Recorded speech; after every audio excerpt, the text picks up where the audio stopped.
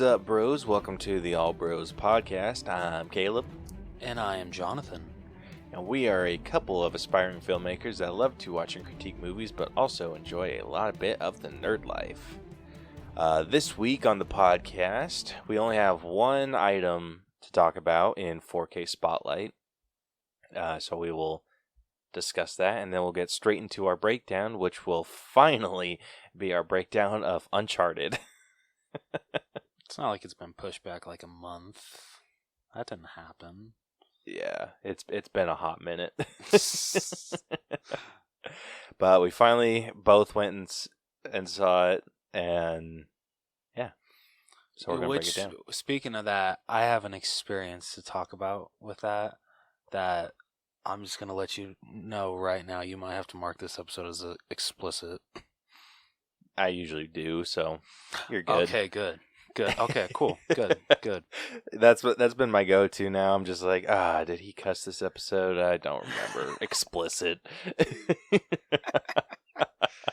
Oh, shit.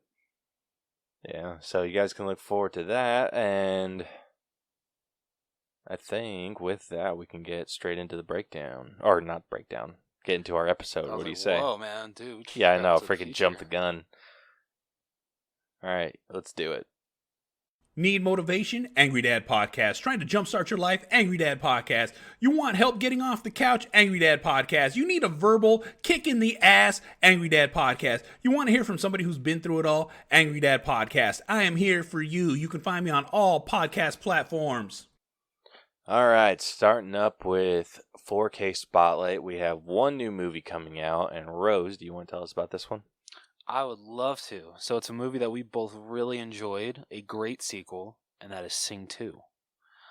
So this will be coming to just regular 4K and Blu-ray, along with two exclusives, which I'm tempted to pick up the Target exclusive just because I want to at least own one exclusive of this movie, and they didn't make a steelbook for it, and I'm so mad because I have the first movie on steelbook, and it's just going to look awkward now on my shelf.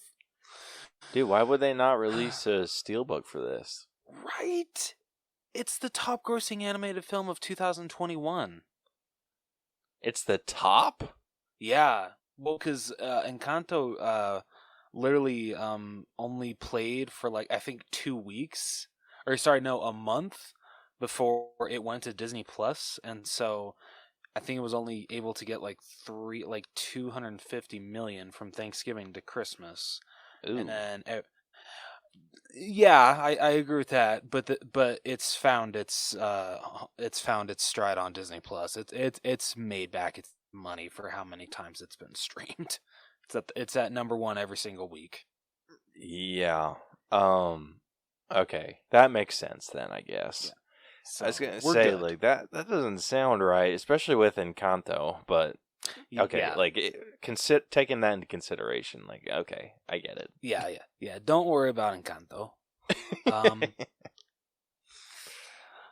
So with Sing 2, so like I said, regular 4K and Blu-ray releases, of course, but along with those, Target is releasing just a Blu-ray version, and I hate that Target never releases their exclusives on 4K. I hate that. It always has to just be regular Blu-ray. Come on, guys, get with the times. But anyway, so this exclusive comes with 10 collectible character cards. Why I kind of want this, I don't know, but it's better than the Walmart exclusive. So who's ready to hear the Walmart exclusive? Oh, jeez. You know what? I get it, probably because, this is directed to kids, but, come on, this is kind of dumb. Alright, so it includes Collector's Edition Blu-ray, which that's what all the regular Blu-ray is anyway. It legit says Collector's Edition Blu-ray. Inflatable guitar, Rockstar glasses with pouch, you can't forget that, and a microphone. Walmart. How far you have fallen. Right? So, yeah, if anyone wants to pick up that amazing limited edition gift set of Sing 2, where you get an inflatable guitar, come on, that's a no-brainer. That's the exclusive you want.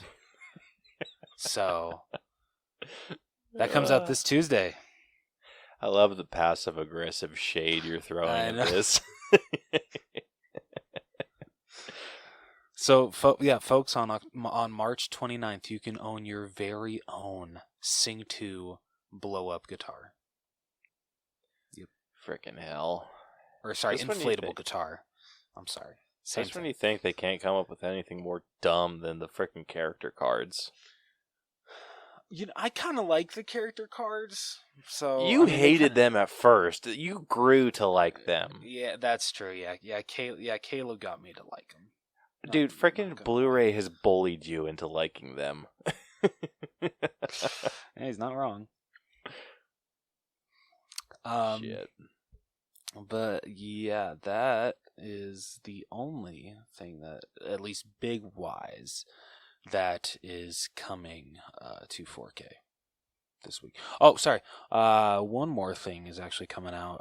That Jennifer Lopez and Owen Wilson movie, Marry Me. Oh my gosh. Did you watch that movie? No, I did not. Oh, so good. Really? Oh, shit. Okay. I'm a sucker for cheesy romances, and this is just nothing but cheese. Okay. But I loved every single second of it. Okay. Well, when it's cheaper, I will definitely buy it then. Yeah. Highly recommend. It's a really good time. I loved it. It's just such a heartwarming movie. Anyway, yeah, that's all I'll say about that for now. But yeah, that's all I got for 4K Spotlight. Hell yeah. Alrighty, well, with that, like I said, that was our only news item. So how about we get into this week's breakdown? Let's do it.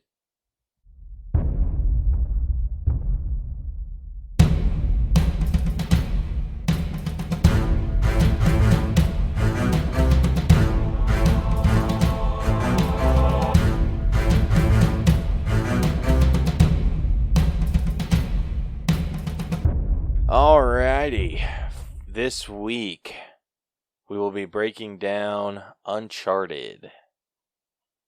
Like we said, 6 minutes ago? A new record.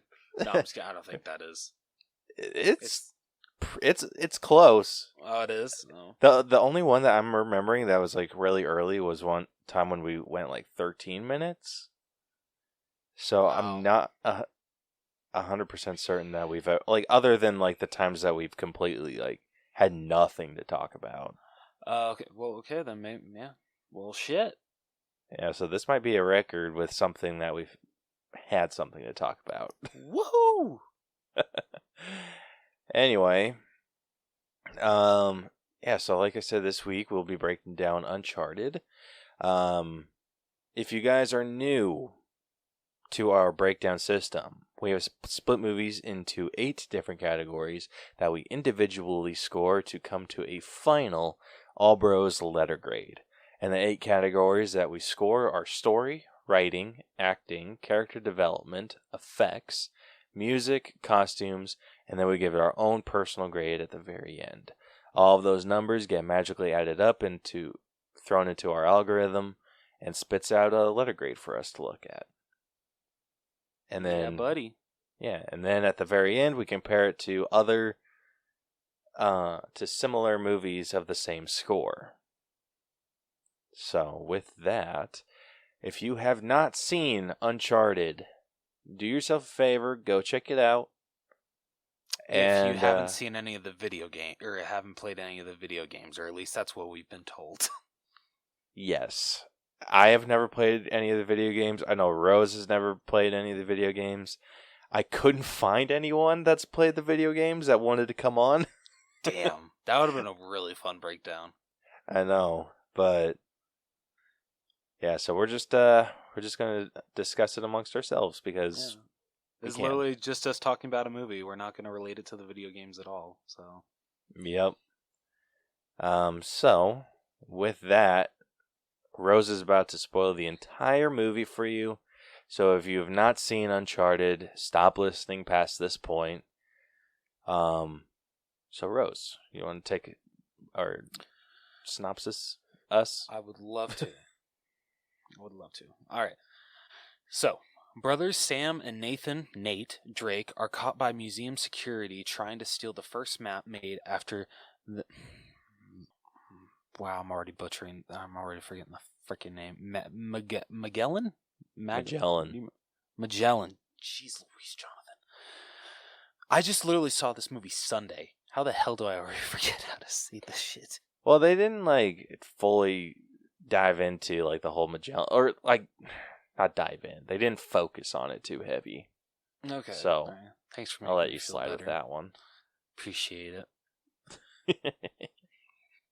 After the Magellan expedition, the orphanage that houses both boys kicks Sam out.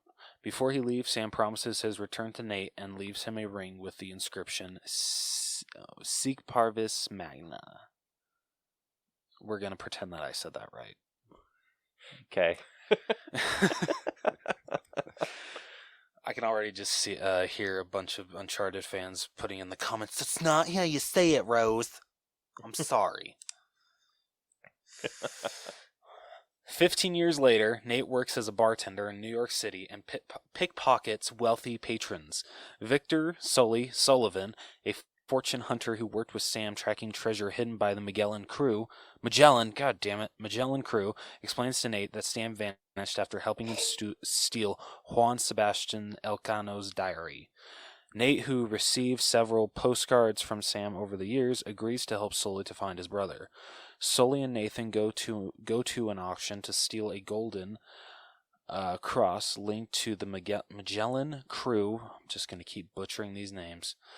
Where they meet Santiago Moncada, the last descendant of the Moncada family who funded Magellan's expedition, and Joe Braddock, leader of mercenaries hired by Moncada. Nate is ambushed by Braddock's men, and the ensuing fight creates a distraction for Sully to steal the cross. The duo travel to Barcelona, where the treasure is supposedly hidden, and rendezvous with Sully's contact, Chloe Fraser, who has another cross. Chloe steals the first cross from Nate, but the men convince her to work with them. Meanwhile, Moncada learns from his father that the family fortune will be donated, and so orders Braddock to kill his father so that he will inherit the money instead. Nate, Chloe, and Sully follow clues in Elcano's diary to Santa Maria del P, finding a secret crypt behind the altar. Nate and Chloe enter, finding a trapdoor, but as they open it, the crypt floods with water. Okay, because it was at this point in the movie that I had my freaking horrible theater experience. Caleb, did you have a bad theater experience at all with this movie? No. I went to go see this movie around noon on a Tuesday. Okay. So there was no one in my theater. You lucky son of a bitch. I mean, there was probably about 10 in my theater, because I saw this Sunday afternoon, around 5 o'clock, so not really afternoon, Sunday evening. But I didn't think that, there'd be a lot of people there. And you know what? Up until this point, everyone was quiet. It was actually, really, really nice. But at this point, I'm sorry to say it, some old fucker, I hear his phone. I'm like, are you fucking kidding me? And so he not only does he doesn't try to silence it in his pocket. No, he pulls it out, and that shit is freaking bright. He pulls it out, and this motherfucker is on it for, it seems 5 minutes, and literally bright as fuck. No one's saying anything behind him.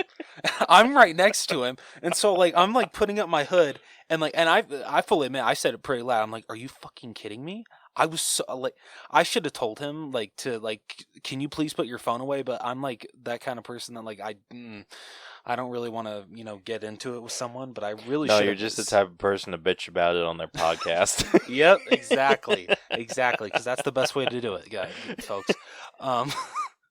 But yeah, so So yeah, he's on it for 5 minutes, and it's during this whole thing where it's Chloe, right? Yes. Yeah, Chloe and Nate are like about to get trapped underwater, and they have to keep counting on Sully. They're counting on Sully to turn put a key into one of the knobs, yada yada yada, whatever.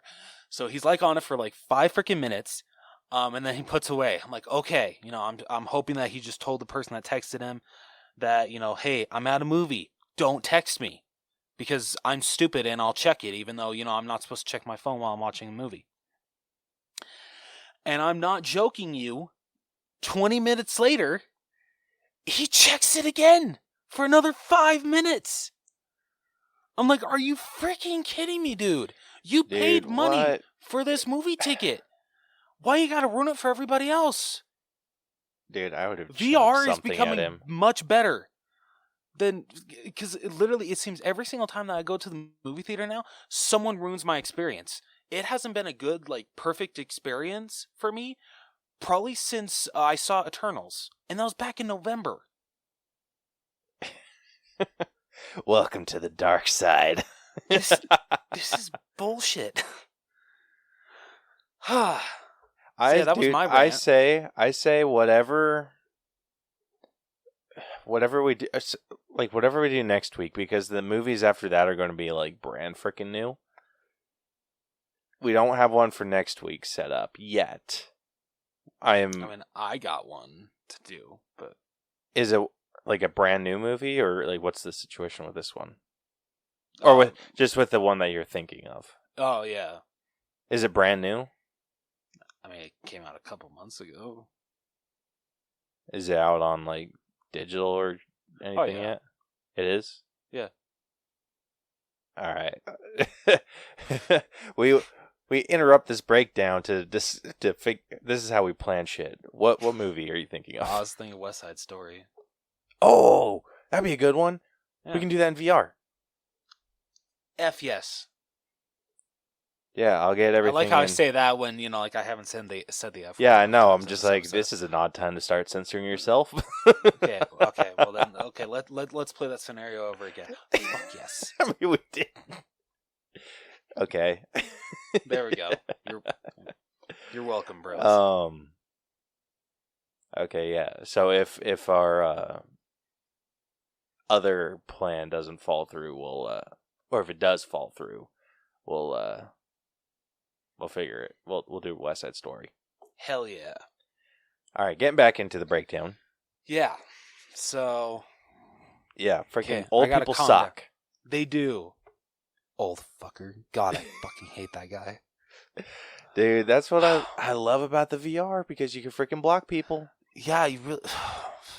Fucking boomers. Dude, I went to a public movie room on big screen a little while ago, a public one, and I was sitting there and was watching Rick and Morty with a bunch of people, because I wasn't ready to invest in a movie or invest that time into a movie. I just wanted something quick to watch and something fun, so I was watching Rick and Morty, and there was this dude that was in the theater, and he came right next to my character, or to me, and was getting in my face and everything, and I kept telling him to move, and he wouldn't, so I freaking blocked him, and he disappeared, and I didn't have to deal with it anymore. And I'm like, this is great. Oh, why can't that happen in real life? Yeah, and then there were some other people talking. They weren't being actively annoying, or it's just they were just talking loud. Yeah. They weren't in my face trying to ignore me or trying to annoy me. They were just talking loud. I freaking muted them. Why can't that happen in real life? I mean, that can happen in real life. Just you're probably gonna go to jail. True. No. But yeah, freaking great, dude. It is so freaking nice, because I'm okay, you're not annoying enough for me to completely get rid of, because I enjoy feeling like there's other people in this room enjoying the show with me. But you're annoying enough for me to mute. So it is so freaking nice. Like, I can't wait till VR movie theaters become like a bigger thing. In conclusion, people need to be better and shut the hell up and not check their phones and stop transitioning me to the dark side with VR. I love it, don't get me wrong, but I don't want to lose the enjoyment that I have of actually going to see a movie in person. And I'm not just saying old people, but, like people in general. I still do not 100% understand why you would prefer to go to a physical theater instead of seeing a movie like in VR. It's just a different experience, man. I'm sorry. Dude, are you shitting me? I'm dead serious. I still love VR. We have freaking like decided that the VR movie watching experience is better in every single way, other than maybe the movie quality. But even that is not horrible. It's still really freaking good. Like, and the quality of VR is just going to get better. Fair enough. Okay, alright, fair enough. Dude, we still got a freaking... have you seen what movies are still on there, by chance, to rent? I know they just added a few. Because I wanted to... Because I really hope... Because I want to watch Jackass 3D with you. Like, I actually want to watch a 3D movie. Yeah, that would be sick. Like... the 3D experience is crazy. Like... someone had... Like, they had, another public room, like, a while ago. Someone was watching a 3D version of Passengers. The one with Chris Pratt and Jennifer Lawrence. Yeah, the movie that ruined his marriage? Did it really? I'm pretty sure it did. Oh, shit. But yeah, so they had the 3D version of that playing, and it was just... It was incredible. Shit. It was insane to watch in 3D. So, anytime you want to do a 3D movie, I'm freaking down. Like, we need to plan this, to where, because I feel like I keep pushing it back on you. So, next week, minus if, things fall through, we watch West Side Story, we gotta watch Jackass 3D. Or another 3D movie, whichever. I'm down. 100% down. Anyway. Back to Uncharted. Sorry. Okay, so the crypt floods with water. Sully helps them escape after subduing an ambush by Braddock. Using 2 crosses to unlock a secret passage, Nate and Chloe find a map that indicates the treasure is in the Philippines. Chloe betrays Nate and takes the map, hinting Sully is keeping a secret about Sam. Chloe brings the map to Moncada, having also been hired by him to Braddock's displeasure, whatever. Sully recovers Nate and says after he and Sam recovered Alcano's diary, they were ambushed by Braddock. Sam was shot, and Sully narrowly escaped. Moncada, Chloe, and Braddock's team depart in a cargo plane to find the treasure, but Braddock kills him to gain power. I did not expect that. Yeah, dude, that came out of freaking nowhere. Just walks up and slits his throat. I'm like, jeez. Yeah, I'm just like, excuse you, you are not famous enough to kill Antonio Banderas. Exactly. Only Mark Wahlberg in this movie is famous enough to kill Antonio Banderas. No offense, Tom Holland. Yep. God damn it. Wait.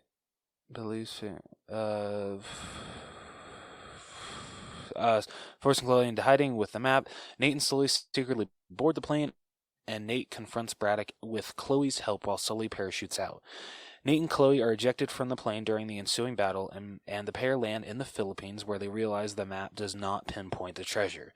Nate discovers the treasure's true location through hints left by Sam's postcards, but leaves fake coordinates for Chloe after correctly doubting her loyalties.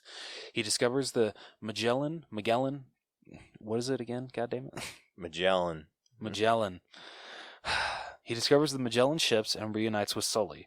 Braddock follows them, forcing Nate and Sully to hide as her crew airlift the ships.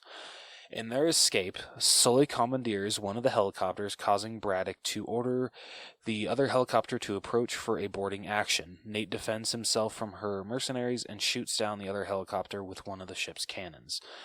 Braddock drops that ship's anchor while Nate climbs to the helicopter.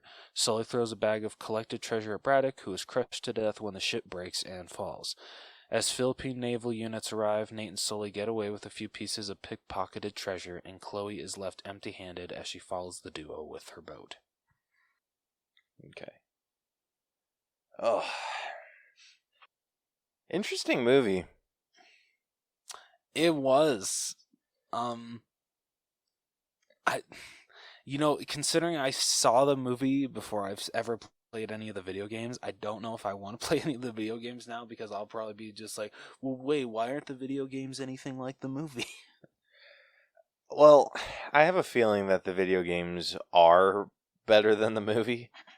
Oh yeah, I've no doubt. Dude, one thing that was really funny to me was the casting of Tom Holland, because in Uncharted, like the video game, I think Nathan. Hold on, before I put my foot in the mouth.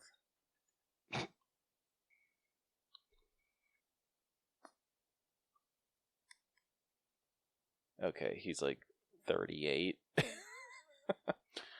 And Tom Holland is what? He's our age, 25. Wow, okay.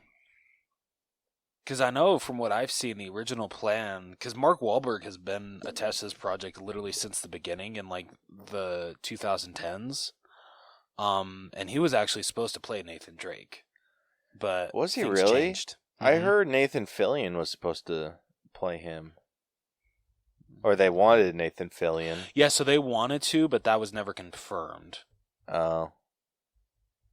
Yeah, I don't know. I don't know. Mark Wahlberg could have done a decent job in this role. I know that they were supposed to be like an older duo. Yeah. Like I think Mark Wahlberg could have played like Nathan Drake, and then because Sully is supposed to be like an old man. Oh, okay. But, I mean, I was okay with it because, God, I loved these two's banter. It was pretty good. It was pretty good. But I think my issue was, I'm like, this is kind of like an intense story. Like, why didn't they cast an adult?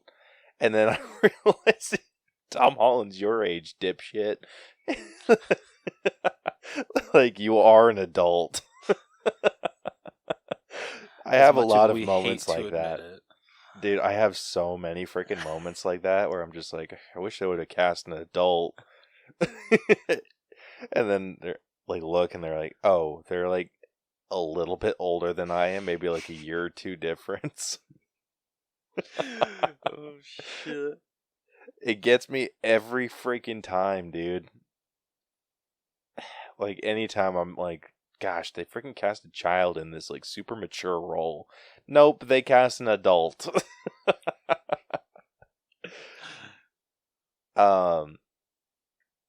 But yeah, like the story overall was pretty compelling. Like it was cool. Like the Drake kids had their ties to like historical treasure hunting. Like, yes, they had that attachment with their family, and he had this obsession with like the Magellan ships and everything. So like everything like made sense. I think the only things like story wise that I didn't necessarily care for was the stuff with Moncada. Like Antonio Banderas' character. That's fair. Like, it felt like that whole conflict was super not necessary. especially with what they did with him. Like, I thought, if they would have kept Moncada throughout the entire thing, like, I feel like that would have made more sense. But why did they lead this on and then kill Braddock? Like, I know that it was like this whole thing. You mean have Braddock kill him? You said kill Braddock. Oh yeah, have Braddock kill him. I'm sorry. Didn't mean to correct you. No, you're good. Like, yeah, I think that would have been confusing. But anyway, it was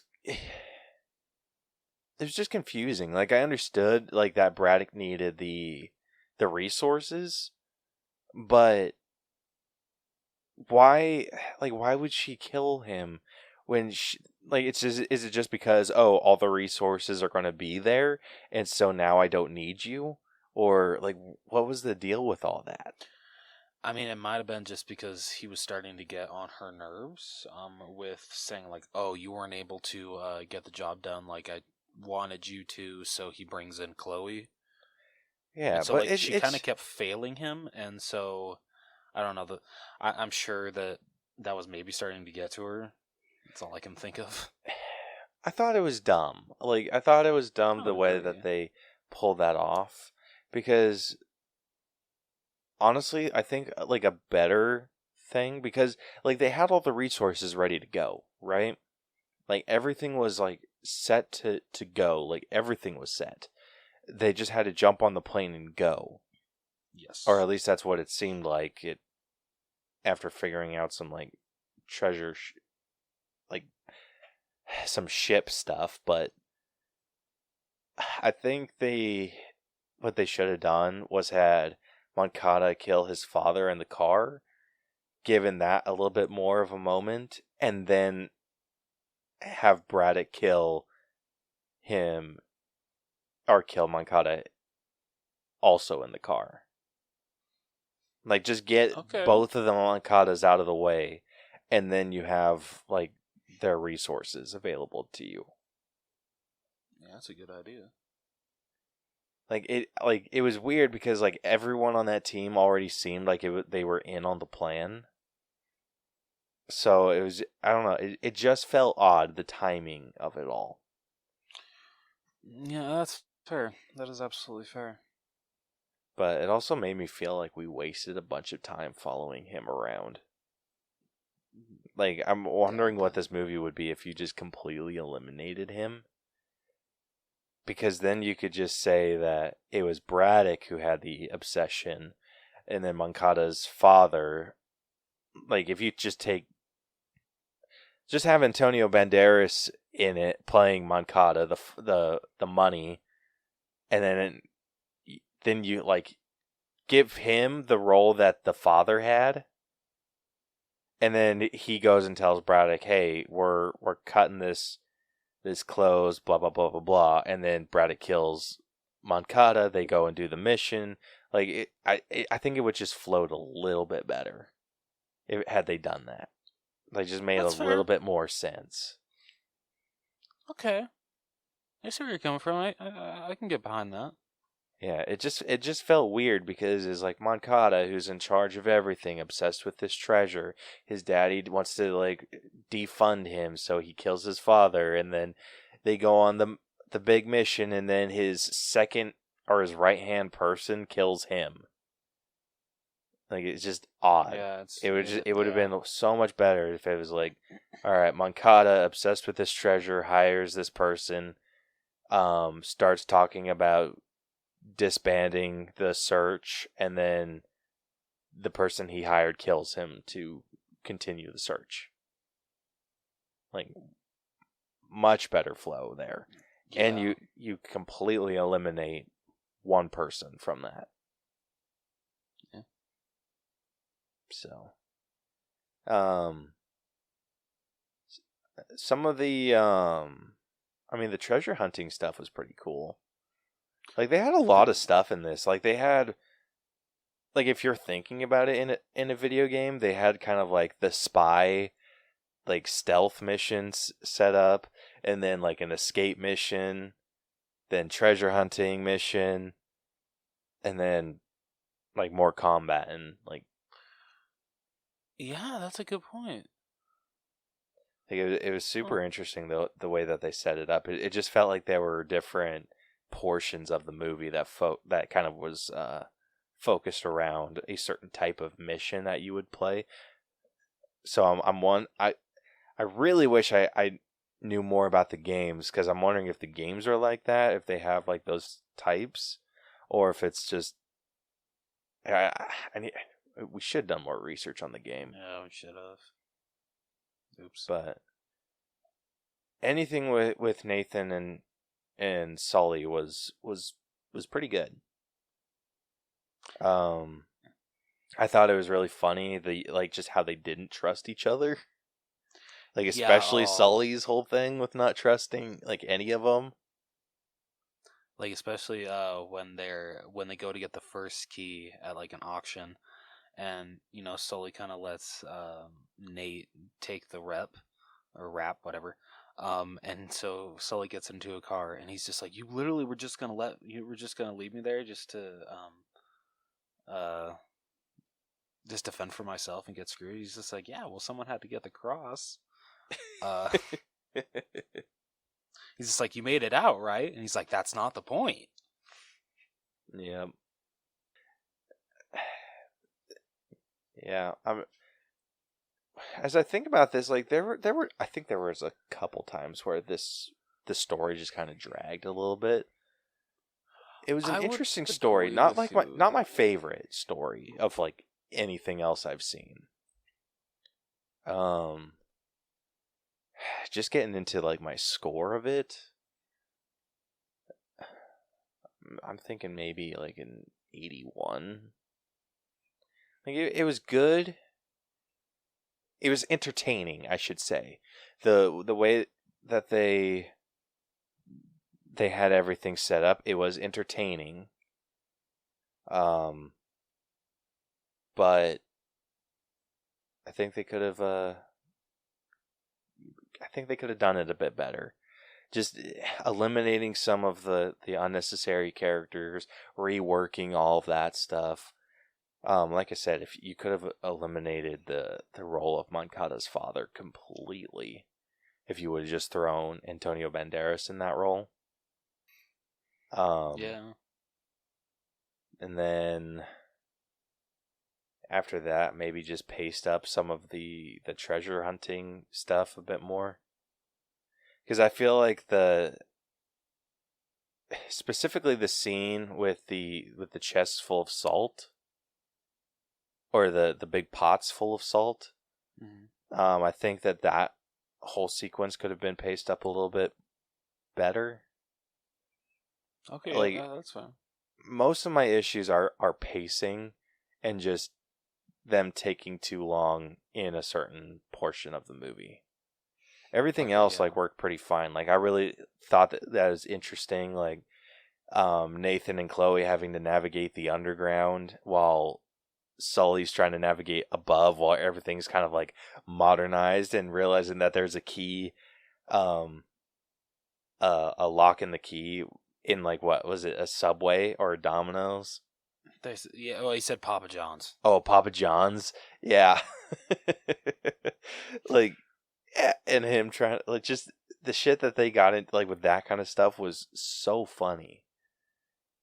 So, I mean, that helped with the pacing a little bit, but I think the treasure hunting stuff could have been nudged along a little bit faster than they did. Yeah, that's fair. I can definitely agree with that.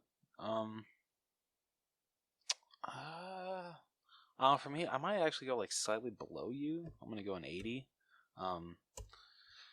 Usually these kind of movies, like adventure movies, like like treasure hunting, this kind of stuff, it's usually not my cup of tea. I don't usually attract to these kind of movies. They're not my favorite. But for the most part, I actually really enjoyed this one. Like Kayla pointed out, there are some storyline problems, and there are things that you can take out, even a character that you can take out. But overall, I had a good time with the story. Yeah. Dude, I thought it was so weird seeing that they that they did like a D8, like 10 years later thing with the kids. Because so in this, he was supposed to be 25 or in his 20s, right? I believe so. Yeah, and then like in the past, he was supposed to be like 15. I'm like, that's weird. Yeah, you know what is weird? How many times they try to shoehorn in Tom Holland shirtless in this movie. Oh my gosh, dude. Freaking unnecessary as hell. Like, come on. Like, be better than that. Like, yeah, like, seriously. Like, come on. Everyone knows they'd rather see Mark Wahlberg shirtless. Come on. Yeah, freaking hell. I was waiting for Kale to be like, no, that's only you, Rose. That's the response I was honestly expecting, not the... Yeah. Dude, if you're freaking attracted to Marky Mark, freaking set your standards a little higher. Ouch! What's wrong with Mark Wahlberg? Dude, he's funny looking. Ouch! Dude, it's like all those, like the group of like characters that I throw him into, they're all weird looking. Like, I don't understand so many of the obsessions people have. Like, Mark Wahlberg's one of them. Like, I think he's funny looking. Matt Damon is another that I'm just like, what the hell is people's obsession with Matt Damon? Like, he's a good actor. Like, I really like his acting, but like everyone's saying like, oh, he's so hot. I'm like, is he though? And then maybe Sorry, it's like 2 for 2 right now for who I find attractive. Yeah, and then the other one that I'm just like, I don't understand is freaking Brad Pitt. Oh yeah, I don't understand that one either. Like, even like his early stuff when he was like the hot thing, like, I'm just whatever, dude. Okay, 2 for 3. Not bad. Like, other than like this scenes where he's just like all muscly, or the movies that he's like, I think Troy was one of them. Yeah, that sounds right. Other than movies like that, I'm just like, I do not understand the obsession. Oh, and freaking George Clooney. Like, George Clooney, I think is weird looking. Damn! Wow, dude, freaking hot takes all around over here. God. But like, such an asshole. I know, dude, I don't know why, but I always group those 4. There's probably more, but I seem to group those 4 together. Freaking Mark Wahlberg, Matt Damon, Brad Pitt, and George Clooney. Like, I don't know why I grouped them in together. Maybe they were in like an Ocean's movie together. I don't know. They might have. Honestly, they actually might have. But yeah, like, I always group them together, and yeah, That's really fun. like, they're just really freaking funny. weird looking, dude. Like, I don't understand everyone's obsession with them. Dude, I don't understand everyone's obsession with Tom Holland. I'm sorry. I don't get it. Oh, you freaking take that back. No, I won't take that back. You don't think Tom Holland's like a freaking stud muffin? No, I don't. Like, don't get me wrong. I love his personality. He's a great actor. I love him in every single thing that I've seen. He's an amazing Spider-Man. But no, he just doesn't do it for me. Dude, you get your eyes checked. Hey, you can have... You know what? You can have Tom Holland. I'll take Mark Wahlberg, so shut it. Fine, I'm getting the better end of that deal anyway. Bet. Bet. Oh man. Anyway, getting back to story. So yeah, you said you were sitting after at kind of playing a game of smash or pass. Yeah, I know, right? Oh, shit. Yeah. All right. So with your 80, that averages our story grade to an 80.5. Moving on over to writing. I feel this was really good. wasn't my favorite writing. I feel like there was a few unnecessary things that were, or dialogue that was in this. Like the whole thing with Sam, like, I understand that, like, Sam was the motivation behind Nathan going on this adventure in the first place. Yeah. But it just felt like they hid too much information about Sam for way too long. Yeah, that's fair. Like, as soon Dude, as Chloe was honestly, like, "Oh, you told him about Sam, right?" I'm like, "Okay, this is where, like, you should just freaking spill it. Like, yeah. spill everything about Sam and continue on with the story." But no, it was, like, constantly a problem. Speaking of Sam, how did you feel about that post-credit scene? Dude, holy shit. Like, I knew it was coming. I did too. I'm like, it's Sam. It's Sam. We all know it's Sam. Sam. Yep, there it is. Yep, there he is. Like, woo! Caught me off guard. What? One thing that pissed me off, though, well, not pissed me off with the post-credit scenes is, like, I think that's the first one, and then after that is like, Sully One basically and setting up a sequel. yeah, with Sully and Nate, and, like, you know, Nate making fun of Sully for having, like, a mustache and everything. It's a funny scene, but I hate that it was spoiled in the trailers. Yeah, what kind of bullshit was that? Yeah, like, why would you put a post-credit scene in your freaking trailer? Dude, I legit thought, I'm like, oh, they just completely cut that scene. That's what I thought too. Yeah. Because, like, the entire time I'm just like, it doesn't seem like they're going to do any, like, jump forwards. I was expecting it, like, the way that they had it set up. I'm like, okay, they're probably going to do it at, like, the very end and, like, set up this whole thing. And then once that happened, they did the first post credits. I'm like, okay, so they're just not going to do that scene altogether. And then the freaking end credit scene was that. I'm like, dude, what horse shit. Like, so dumb. Yeah. Like, that was such a waste of time. It was. It was still funny. Don't get me wrong. Like, Mark Wahlberg delivers the line very well. Oh, you know, your puberty's just around the corner. But yeah, just we already saw it in the trailer, so it wasn't anything special. Yeah, like, friggin' just take one note out of Marvel's book. Don't show your post-credit scene in the freaking trailer. Exactly. Yeah. Trying to think of any other, like, what did you feel about the writing for oh my god, what's the, like, evil girl's name? Braddock. How'd you feel about the writing for her? She seemed a bit intense a lot of the time. Yeah, just a little bit. Like, I don't know, like, the scene where she's it just felt weird coming out of her mouth. I don't know why, when she tells Nate, say hi to your brother for me. Just the way that she said it. I'm like, yeah, she's almost, like, too sweet to pull something off. Yeah, like that. Exactly. But at the same time, like, just because the only movies I've seen Tom Holland in are the Spider-Man movies.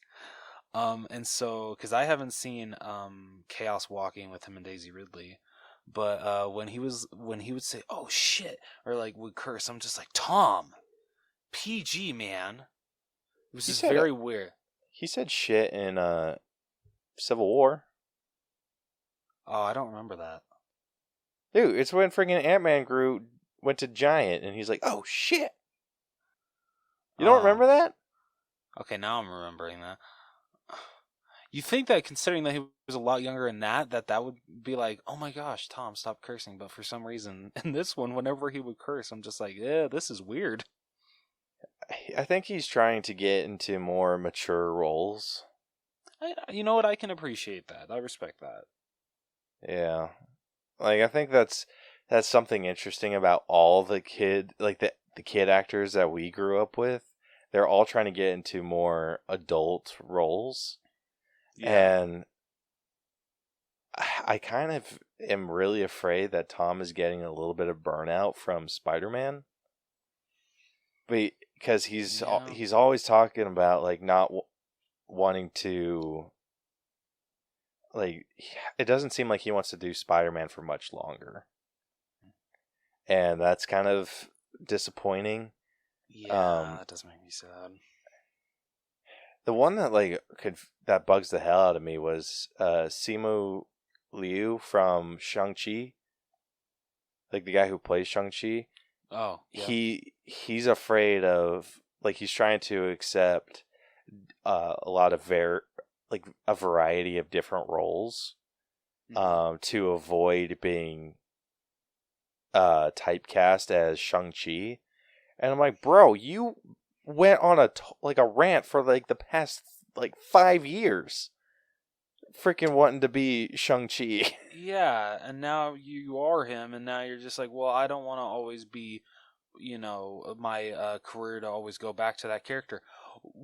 Why not? You were in an MCU movie. That's like the peak of what you can put on your freaking acting resume. I know, dude. Like, okay, maybe. I understand, like, being, like, wanting to go out and like explore different roles. Yeah, but the way that it seems like the actors and actresses are always like, oh, I don't want to be typecast as one character. I'm like, dude, that immortalizes you.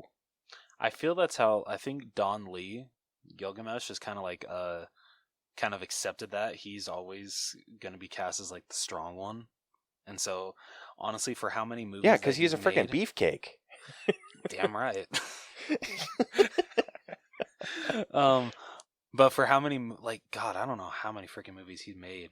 But literally, they are, and he's actually been criticized for it. Like, oh, like he always plays like the serious strong man. Like that's all he knows how to play. I'm like, there's nothing wrong with that. It's like, that's not true. That's not true. He also plays the funny strong man. that is true. But it's just like, if he enjoys doing it, they're making money, they're making they're making the consumers happy. So be it. Let him do what he does. It's not like it's the exact same movie every single time. It's just different storyline, but like kind of like the same character aspects. Yeah, but like, it's tough because it's like, I don't know how it is, obviously, from their perspective, but from an outside perspective, like, why wouldn't you want that? Exactly. Like I said, it immortalizes you. Yeah. Like, when you get to the point where when people, like with Tom Holland, like, you're eventually, like, if you do like another trilogy of movies, with how big of a part you've played in these movies, when people think Spider-Man, they're going to think Tom Holland and Tobey Maguire and Andrew Garfield. Like, those three are like immortalized as Spider-Man now. Yep. Same thing with Hugh Jackman. Like, he can obviously perform in other roles. Like, we've seen that when it comes to like Greatest Showman or any of like his earlier work, like before X-Men. But he is Wolverine. Even if someone comes in after, like, let's just say someone comes in, like the next Wolverine comes in, freaking kills it, and it's just universally loved, people are always going to remember Hugh Jackman. Yeah. And like, I don't know, I like with Simu, like, not wanting to, like, trying to like avoid that with Shang-Chi, I'm like, dude, if people don't remember you as Shang-Chi, like, they're going to remember you as the dude from Kim's Convenience. Like, I love that show, though. Dude, it is such a good show. Turning me onto that show. Oh my gosh, such a good show. But yeah, like, that for someone on the outside is immortalization. And it's hard for me to understand why you wouldn't want that.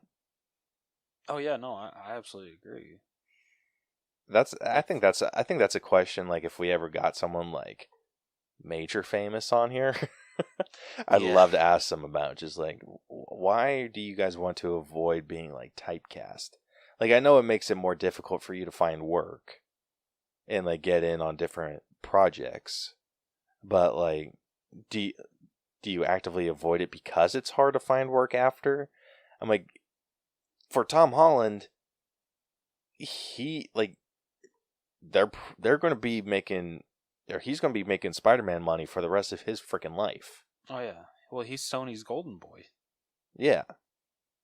Like and then like same thing, like they're going to be making like some crazy freaking money off of his characterization for years to come. Like what? And I understand that like, oh, I want to go and do like other projects, but like why? Yeah, exactly. Like I get it. Like if you want to be like, oh, I got into acting for the love of it, and I want to act in other things and be part of that process. Like I understand that, but I don't know. I don't know. Like Tom Holland's case, I completely get it. Like I completely understand. Simu, right? That's how you say his name. Yeah. Simu. I have a hard time with him a little bit just because of how much he pushed Marvel to, not push them, but he's just like, hey Marvel, when you gonna cast me in, something? Oh, how about, Shang-Chi, yada, yada, yada. Like kept persuading them. Like he put so much effort into it. That the fact that like just after like one movie, he's just like, oh, well, I don't want to be typecast whenever. Yeah, and I'm like, okay, freaking chill out. Like you've been in one movie. Yeah. Like you're still at the point where you could be recast. Exactly. Until Tom Holland wants to go somewhere else, he's not going anywhere anytime soon. If Sony has a say in it, no one else is playing Spider-Man. Yep. Well, Anyway, getting back to the Uncharted writing. Yeah. Not too much wasted dialogue. I do feel like there was there was enough for me to notice, like, okay, that didn't need to be in there. That didn't need to be in there. That was just a completely throwaway line, and a lot of it was around Sam. I don't know why this kind of felt like you could put the two scenes into just one scene. When Antonio Banderas' character, I'm sorry, I already forgot his name. I apologize. Is talking to his father, and they're sitting in front of that church, I think, like on a bench, and then literally the next scene is them in a car, and that's when like he kills his father. Like I get like the what's the word? The symbolism of the church. Oh yes. Okay, so like I said, I get why the symbolism with the church behind them, but I feel that scene where his father is talking about, hey, like you're not getting any of the inheritance, it's all going to charity, yada yada yada. I feel that could have honestly just been said in the car when they're both going to somewhere as well. Easily. And then he just kills him right there as well. Yeah, dude, that would have been so much better.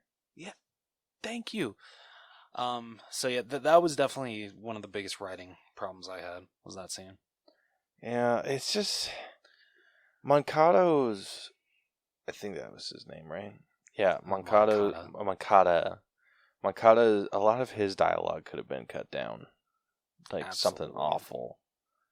And I know that there was a lot of quips between Nathan and Sully, and those worked out pretty well. And I know that there was quite a bit between Chloe and like most of the people in Sully.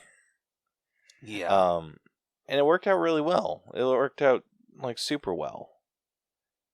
But I don't know. I think there's just things that could have been done a little bit better. Like one thing that I didn't like fully understand. I think they needed to show more of a financial struggle for Nathan than they did. Because why is he stealing shit if he has a job? I mean, I'm assuming he probably doesn't make jack shit as a bartender.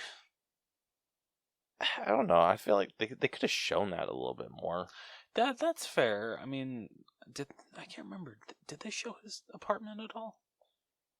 They did, and it wasn't like horrible. Oh, I don't know how. I don't think. Yeah, I don't know. It didn't seem like anything that he couldn't afford. I feel I don't know if they wanted to show that kind of struggle. He should be living in like an apartment, like Peter Parker is at the end of Spider-Man: No Way Home. I don't even think that. I think maybe they could have put him in something nicer, and then then made us question, okay, how the hell can a bartender freaking afford this? And then shown that he steals, and then oh, okay, that tracks. Yeah. Just something along those lines, just set it up a little bit better, because for me, it didn't seem like he needed to steal. You know what? Fair enough. Where are you sitting at with writing? I would say I'm below a little bit from the story, only slightly. So I'm gonna go 78. Yeah, I don't think I'm quite in the 70s yet. I think I'm at maybe a 70, or no, I'll go to an 80. Okay. I'll try and be a little bit generous to this one. Yeah, it was just not quite as good as the story was. If you're really diving deep into everything that they try to do. Yeah, I agree. All right, next up we got acting. So I think the big ones were Tom Holland, who played Nathan Drake, Mark Wahlberg, who played Victor Sully Sullivan, Sophia Ali, who played Chloe Fraser, Tati Gabrielle, who played Braddock, and then Antonio Banderas, who played Santiago Moncada. So out of these people, who would be in your top 3? Sorry, I gotta pull up the names because I'm totally forgetting them. So number 3, I would give to Chloe. What's the actress's name? Sophia Ali. Sophia Ali. She was great. Really enjoyed her performance. And honestly, when she betrayed Sully and Nate, I thought that was a really good character moment for her. Did you see it coming? Her betraying? Yeah. A little bit. Yeah, I would honestly agree with that. Just the way that they just did not trust each other, it was just blatantly obvious that they weren't going to get along the entirety of this. Yeah. But yeah, I think it was kind of dumb how they completely cut her out of the final part. Yeah, that was honestly dumb. Come on, I thought there was it was kind of turning into a trio kind of thing, but then yeah, at the end they're just nope, back to a duo. Yeah. What about your number 2? Number 2, I would have to give to Tom Holland's Nate. Really? Yeah. Yep. Oh yeah. Shit. Don't get me wrong, I really liked his performance. I think he did a really, really good job. Had some really good one-liners, all really, really funny. Actually, honestly, this might be one of the funniest times I've seen Tom Holland. Don't get me wrong, his role as Spider-Man is freaking hilarious, but he is actually a very, very funny guy. He knows how to deliver comedy. But I'm sorry, number 1 has to go to Mark Wahlberg as Sully, because I freaking loved his character. He was such a smart ass. I loved every minute of it. He was so great in this movie. Whenever he was on screen, I'm just dude, I freaking loved your character so much in this movie. Oh, yeah, number 1, absolutely, Mark Wahlberg. Damn. Oh, my top 3 is a little different. It's the exact same people, though. Okay. My number 3, I would actually give to Mark Wahlberg. Ooh, okay. I thought he was really, really good. Not necessarily like when Mark Wahlberg gets cast, he's playing Mark Wahlberg. I don't think he has too That's much fair. of a range. That's fair. Like, I think the most not Mark Wahlberg. Actually, I can't even say that. Never mind. I was trying to think of a movie that like he didn't play Mark Wahlberg, but he's just like it's just Mark Wahlberg playing Mark Wahlberg. Why is that so funny? It's the way you said that. Yeah, it's tough for me to give him like super high when it's just like the same characters over and over and over and over again. It's just different costumes. Hey, you know what? Fair enough, man. Fair enough. So, yeah, not my favorite, but I think he did, like you said, he did do a really good job with the comedic performance and just kind of being that comedic relief for us. My number 2 would actually go to Tom Holland. Okay. I think my only surprise is that you would put, like with yours, was putting Mark above Tom. But really, you're surprised? Oh. Yeah, like I honestly thought that you were either going to go with Tati Gabrielle, who played Braddock, or Antonio. But like I thought maybe for a second, but yeah, my number 2 I'd give to Tom Holland. I think he like gave a really decent performance, very similar to Peter Parker in a way. Maybe just a bit more suave than Peter Parker. Definitely more of a smart ass. Definitely more of a smart ass. But yeah, his comedic bits were pretty good. He nailed the action sequences like amazingly. My only issues with his performance was when he was talking history. The way that he was talking about the history, it felt very scripted. You know what? I can absolutely agree with that. Yeah, I kind of noticed that too. Yeah, it didn't feel like he was pulling it from like the top of his memory. It felt very much like he was reading an excerpt from like an article or something. So like it kind of got a dock points for that.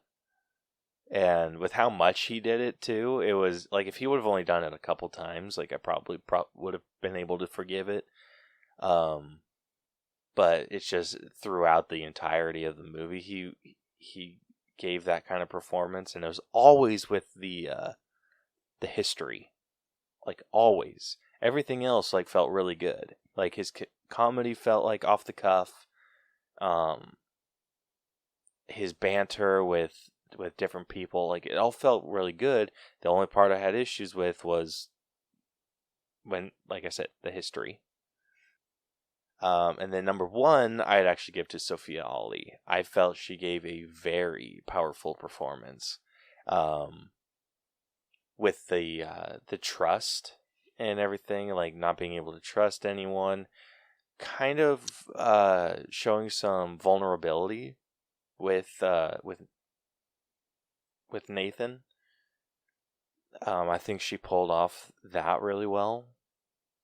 And she, like, kind of got to the point where she was like learning to trust, but never got quite there. Like, which we saw as the moment where she gets like the fake coordinates and she just freaking bounces.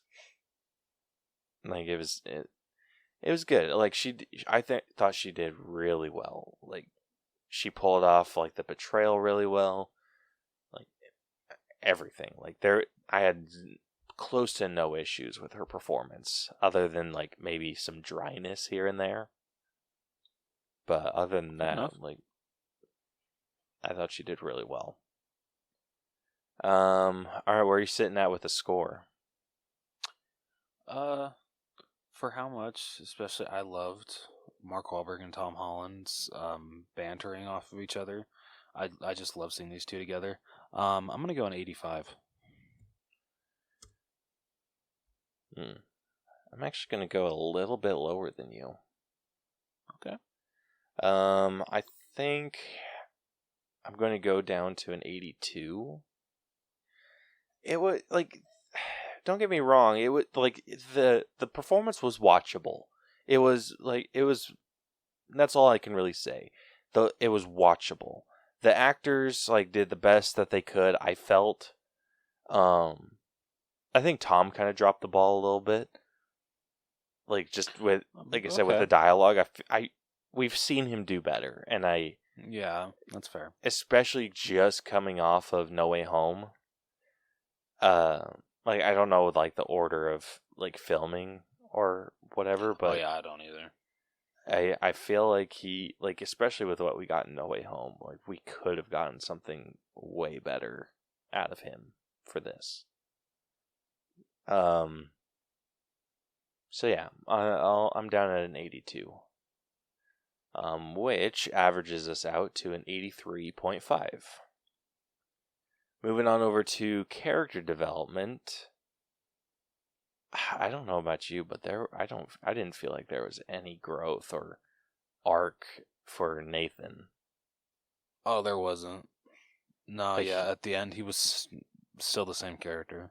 Yeah, he was the exact same. The only difference now is actually he thinks his brother's dead, so he's like exactly where he was. Yeah. Or not quite exactly. Like he knew that his brother was out there somewhere. Or he thought his brother was out there somewhere. Comes to find out his brother's dead, and then it just like that was it. Like nothing really character-wise came from that. Yeah, that's true. Like I can't think of a single freaking thing. The only like I feel like Sully had more growth, but even then not really. Like he was just so after gold. Like that was like he was just after the riches and came upon the riches and had like one moment of being like, okay, I can't let this kid die. Went and saved Nathan, and then Nathan pulled out some treasure for him, and he's just like, yeah, gimme. Yeah, exactly. He's not like, oh, you know what, kid, you keep it, you deserve it. No, he's just like, yeah, no, give me that shit. Yeah, I'm like, come on. Yeah, like you almost had a good character moment, and then you had me and you lost me. Yeah. I almost would have preferred them to not have had any gold. And yeah, that's fair. And then like have him fly in silence for a little bit, and then have Sully start bringing up a different treasure. I would have loved that, and that would have been a really good setup for the sequel. Yeah, like it would have been super good for the sequel, but just like I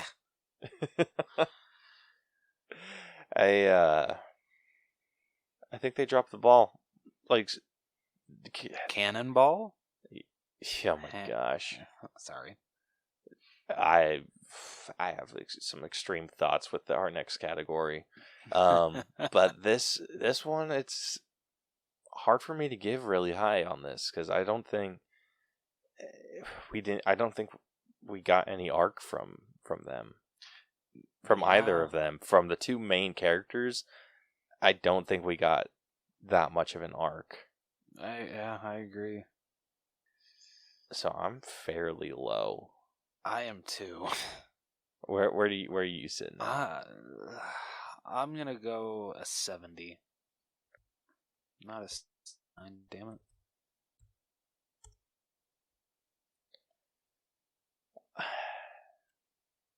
I was going to try and be nice and give it a 71, but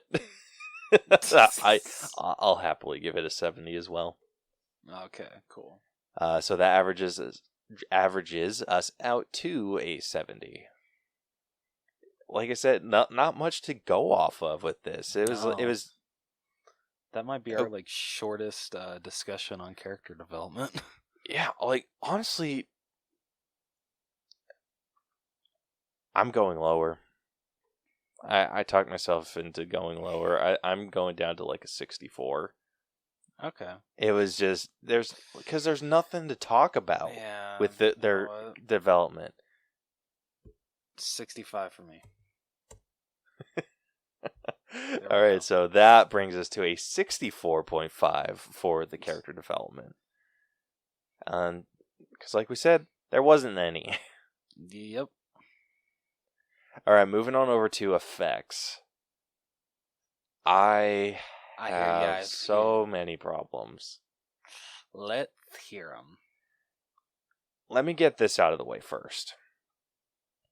Action sequences, the stunt work was amazing.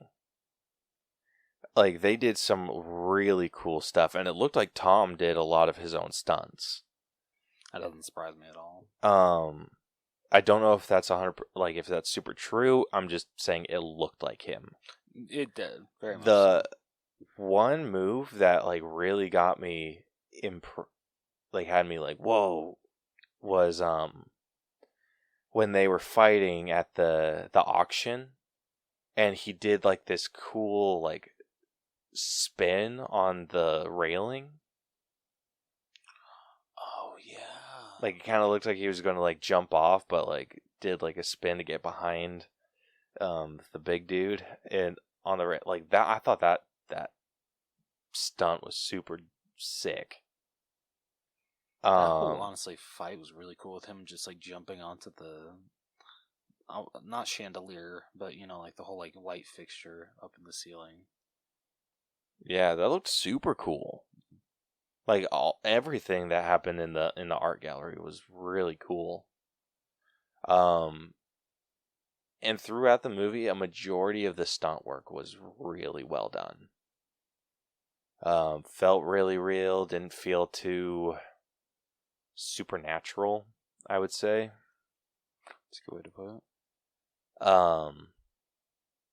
My problem lies with how they set this up, because they set this up in like reality. I feel like they didn't have anything, like I said, that felt superhuman, any feats like that.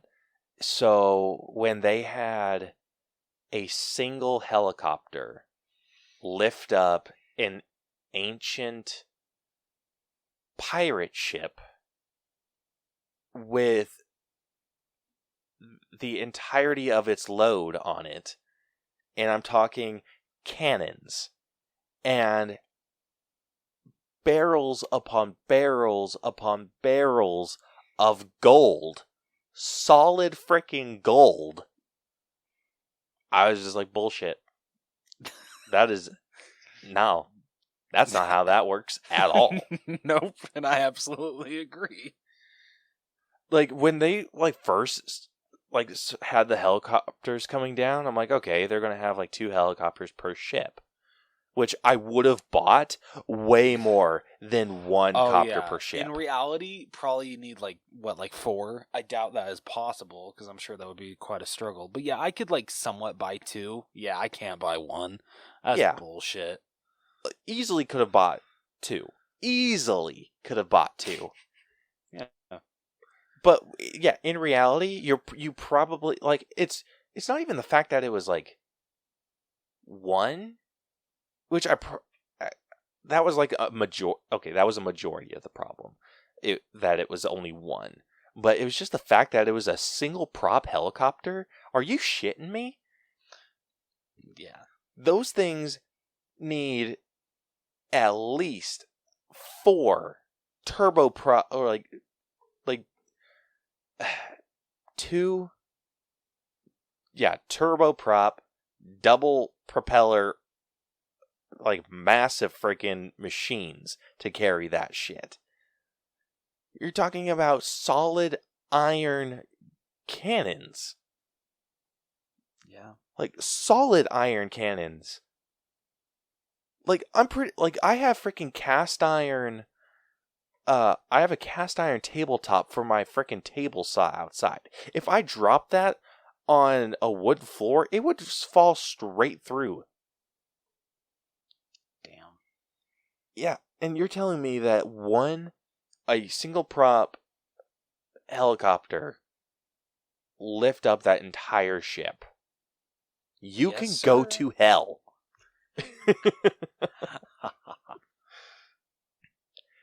And yeah, like freaking bullshit. Absolute bullshit. Like there's no way. Like Oh, I love it. I thought they were even going to do something smart, like okay, let's take all the barrels out and load them into like a net. And then we'll take the net and like come back for the ships later. Like something along those lines. So it's like, okay, instead of having like fighting over the freaking ships. I mean, it led for a really cool scene. Oh yeah, that was badass. It was super cool, but I could not get over the freaking single helicopter. Yeah, that was real bullshit. And I think on top of that, it was the fact that it went to like a single chain, right? Or did it have different mounting points for each of the chains? Because there were 4 chains. Because like they had like a weird like a band underneath it, and then like going up onto the chain. So did they have 4 mounting points for the chains, or did it lead into 1? No, it led into 1. Nope, that's not how that works at all. Someone didn't learn the physics properly. Oh shit! I'm gonna look up how much a pirate ship like weighed. I'm like kind of scared to see how much you're gonna knock down the effects. I'm very interested. Okay, like what size do you think this ship was? Like, man. I honestly couldn't tell you. All right, hold on. I'm calling it. Oh. Okay.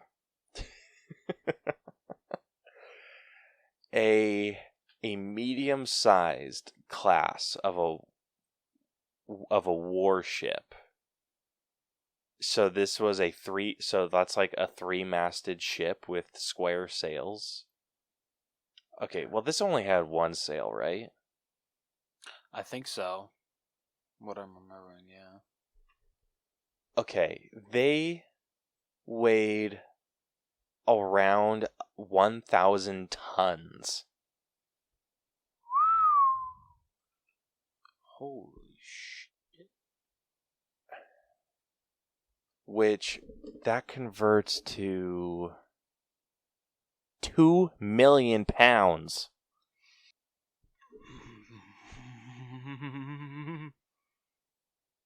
Oh, screw you. Oh, wait. Oh, okay. Okay, I had a little bit of a freak out because I thought at first, like reading it, that it could have lifted it. Oh. Okay, because I read it wrong. Oh. So those ships would weigh around 1,000 tons. That is a medium-class warship. The ship that we saw was like an exploring ship, or like an exploration ship, so it was significantly smaller. It only had a single mast, a single sail, and yeah, so I would say it's about not even like maybe half of that. I'll be generous and say it's about half of that, which is 500 tons. So 500 tons in pounds would be, it'd be 1 million pounds. Jeez Louise. Right. So a light utility helicopter can lift between 12,000 and 4,000 pounds. So that is a light helicopter, like a light utility helicopter. The M26 helicopter, which is the world's largest heavy lift helicopter, can transport up to 44,000 pounds. So if you divide 1 million by 44,000, you would need 22 of those bastards to lift up a pirate ship. And that's not even taking into account the gold. So you, Uncharted, can go screw yourself and your physics department.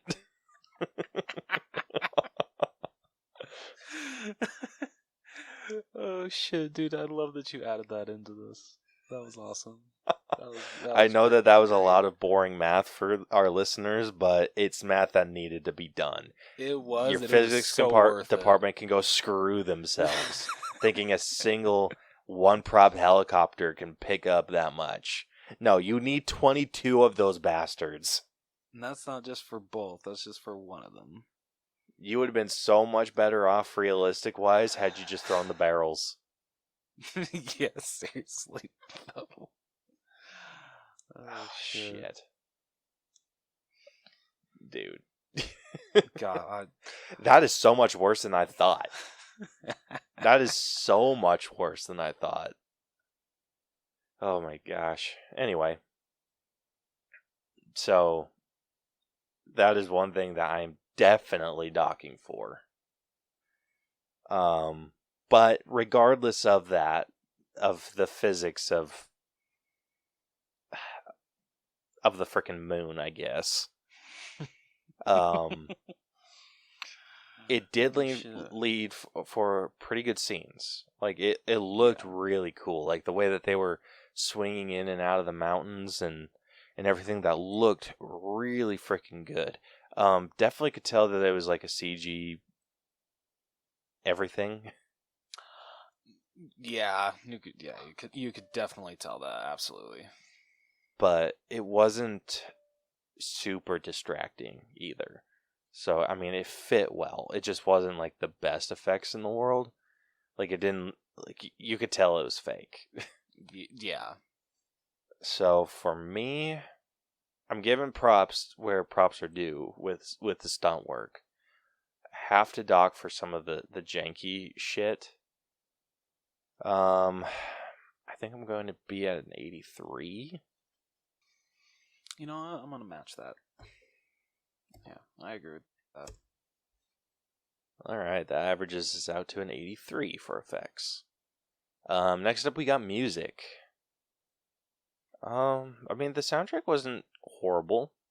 No, I mean, kind of like how you point out, which I really like in every episode, like, there wasn't, like, a tune that, like, got stuck in your head. You didn't walk away humming something from this movie, unless you did. Not really.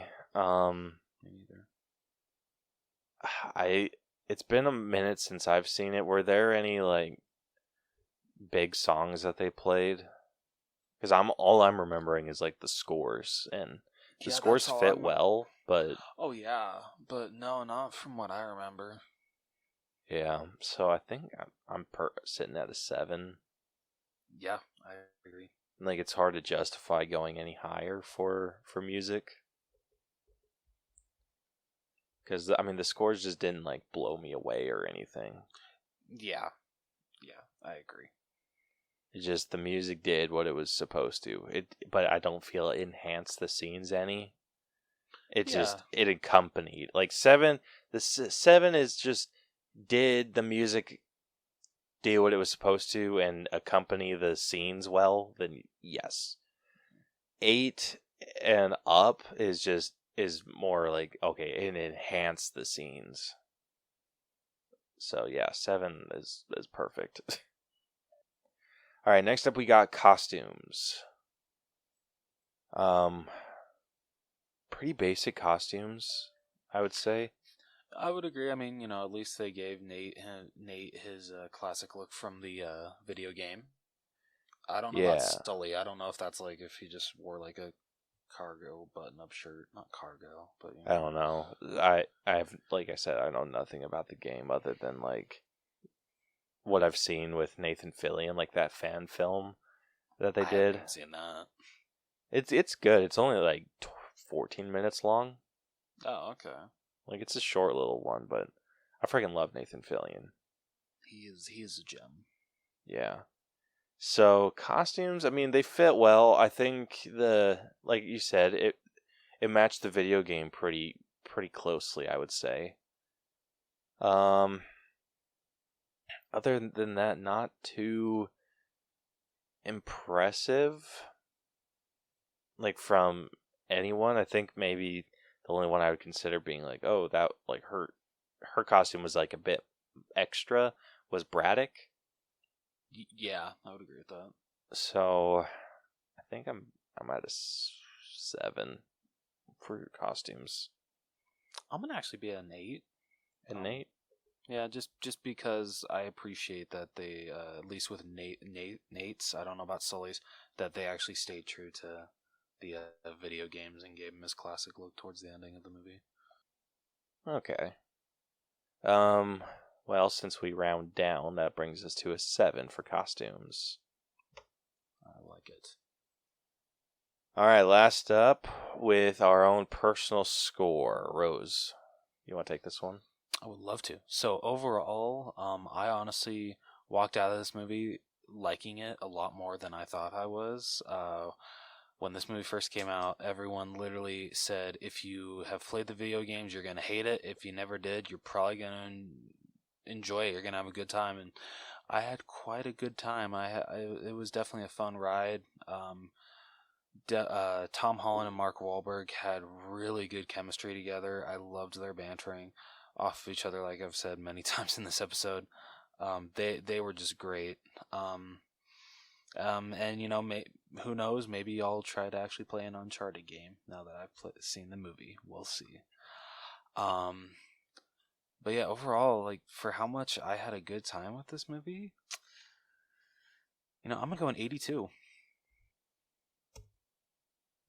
Damn, I have my scores set up on a sticky pad. Yeah. The only one that I changed was character development. And I was seriously at an 83 for my personal score. Oh hell yeah! Just for all the reasons you said, it was good. I enjoyed myself. There were not very many things that pulled me out of the movie, but it was the freaking helicopter. It, like, completely pulled me out. Yeah, I can I just absolutely agree with that. like, what? Like, it was just. I think maybe even if it was like a bigger ship or a bigger helicopter, I probably could have bought it a bit more. Like we talking like Blackout and Transformers size of Yeah, like helicopter? just Okay. something bigger with some like meat on its bones. Like this. Yeah. This felt like weak as shit. So, No, fair enough. but yeah, I mean, it was a good adventure movie. I loved the puzzles. I think they solved stuff like maybe a little bit too complicated for like Fair it to enough. be for it to be too interesting the entire time. One thing that I did appreciate though is the keys, like the crosses and how they became like you had to use them both. That was like cool. or throughout. Like you obviously it was like separate. Like you could do a few of the puzzles separately, but then like having to work together at the very end. I just liked how big of a role those had because I feel like in a lot of adventure movies or just treasure hunting movies, it's like, oh, we found this key, we use it to get it here, and then we never need it again. Yeah. So it was nice that it's like, okay, it felt like you guys needed to hold on to this a lot longer than just to open one freaking door. Yeah. So really like that. Really like the dynamic between Mark Wahlberg and Tom Holland. I would love to see them in something else, maybe a bit more on the comedic side. Oh yeah, I agree. Yeah. Like I think that could be really fun. But yeah, overall had a really good time. But yeah, just not one that I was I left the theater being like, oh, I need to see like more of this. It's just like, this was good. And if they come out with another one, I will go see that one too. Yep, same here. So pretty average feelings about it. So yeah, that's why I'm at an 83 for it. But with that concludes this week's breakdown, and the final All Bros letter grade for Uncharted has come to a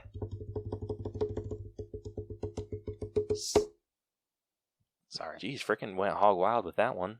Yeah, dramatic effect, man. All right, it came to a C+. Okay. I honestly actually thought it was going to score higher. I thought it was going to be in like the B's. Yeah, I'm not hating where this is at though. I'm not.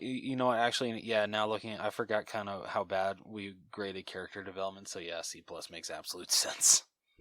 Yeah, I mean it makes sense, and honestly, where this is at, like compared to the other movies, I'm not hating it. Okay, let's hear it. So Uncharted is sitting at a 79.12%. That puts it below Mortal Kombat 2021, which is at a 79.49. Okay. Which that like comparing Uncharted to Mortal Kombat, like that's a perfect comparison for me. Yeah, you know what? That's fair. Which did you enjoy more though? Mortal Kombat. I'd have to say Uncharted actually. That's fair. Honestly, it was just maybe one character that brought Mortal Kombat up for That's me. fair. But yeah, so yeah, below Mortal Kombat 2021, which is at a 79.49. It is below Scott Pilgrim versus the World, which is at a 79.58. And we Brucker, all are you know that it proud? should be higher than that. Brucker, are you proud of yourself now? Yeah.